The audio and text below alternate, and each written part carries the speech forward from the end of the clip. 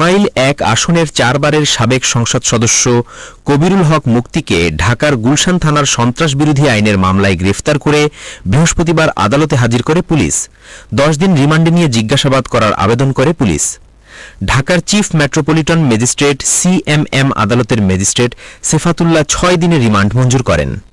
Remand আবেদনে উল্লেখ করা হয়, গ্রেফতার করার পর কবিরুলের মুঠোফোন বিশ্লেষণ করে দেখা যায় সে আওয়ামী লীগ, নিষিদ্ধ ছাত্রলীগ এবং আওয়ামী লীগের সব পর্যায়ের নেতাকর্মীদের মধ্যে সরকার ও রাষ্ট্রের বিরুদ্ধে উস্কানিমূলক বক্তব্য প্রচার করছেন। এই কাজে তারা ফেসবুক মেসেঞ্জার, হোয়াটসঅ্যাপ ও টেলিগ্রাম ব্যবহার করেছেন। সহিংসতা ছড়াতে প্ররোচনা দিচ্ছেন। ঘটনার রহস্য উদ্ঘাটনের জন্য আসামিদের রিমান্ডে নিয়ে জিজ্ঞাসাবাদ করা জরুরি। তবে আসামি পক্ষ থেকে রিমান্ডে নেওয়ার আবেদন নাকচ করে দাবি করে। বুধবার রাত ৯:১০টার দিকে গুলশানের নিকেতন এলাকার একটি বাসা থেকে মুক্তিকে গ্রেফতার করে পুলিশ। নড়াইল ১ আসন থেকে মুক্তি ২০০৮ সালে স্বতন্ত্র প্রার্থী হিসেবে সংসদ সদস্য নির্বাচিত হন।